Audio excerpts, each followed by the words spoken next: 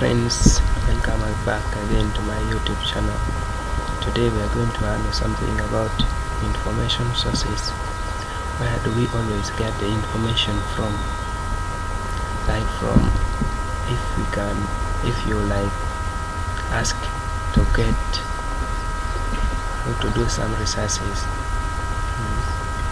we have the sources where you can get those information from. The information that is needed, that is required by your profession, or your doctor, or whatever case it may be. So let us first tackle where are we going to get this information from. That is what we call the information sources. Now when we talk of information sources, these are materials or the records, or it may be even a document that provides data or information or knowledge on a particular subject you may be in need of. So it deals in what it may serve as a foundation for a research. Like I told you that when you want to do your research, you have to know first, how am I going to get the information? Where am I going to get the information from? So those are the sources of information. It can vary in types, forms, formats, and accessibility. Depends on how the information you need, or depends on how they can classify those information, or the nature of the information, or the use of the information you want to like to gather from the scene. Now let us dive into we go to the second whatever. So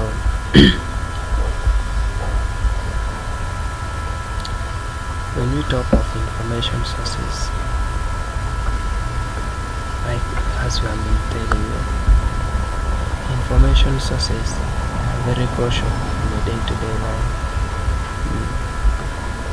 You see, like when you are going to the next, there are various formed or sources of information.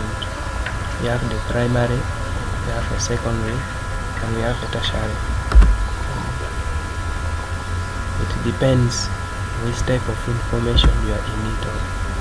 Like for a primary source of information, this is a direct or a first-hand piece of evidence created at the time of evidence or at the time of event.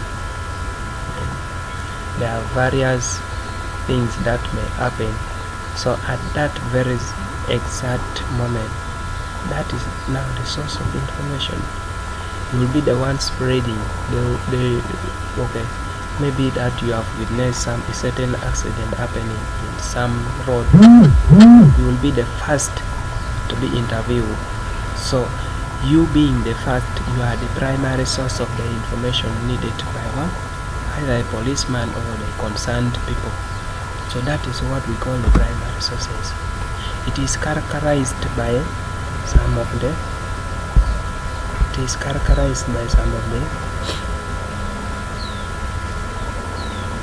characters or the characteristics of primary sources. How do they look like? How do they behave? How do they? So the first characteristic of primary sources is they are originality. These sources are the first to be they are the first to provide the information about a particular event or something. They are not altered. They are direct data from the source. Offers original thought or raw data. That is one of the characteristics of primary sources. Then another character of the primary sources may include the raw data. Primary sources often raw or unfiltered data. it is not widely used because it provides less information about a certain event.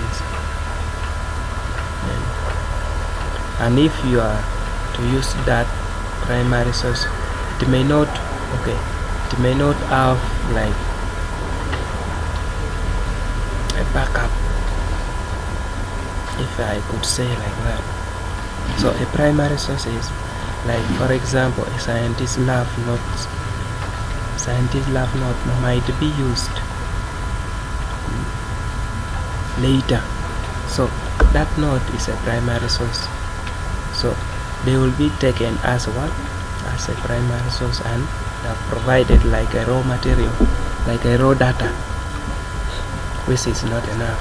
Then the third one is an immediate evidence.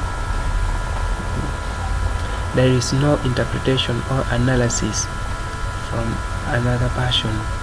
This type of, or these sources, a primary source is a time relative, and they are closely tied to the moment in which they were created. That one makes the fourth character of primary sources. Now, what are those examples of the primary sources we can do? We have the documents, we have the creative works, we have oral histories and interviews, and fact and scientific data. When we talk of documents, one of the example of the primary documents can include maybe the US Constitution treaties, like South African treaties. Those are the historical documents. We may have legal documents, which the courts always used. There are several types, like newspaper, which can later be interpreted. We have also a creative works. We have a novel. Some people that are good at developing points. Some people that are good at this. Maybe they have written like how you can prepare like SAS tools. So it provides the first-hand information. That is another example of primary sources.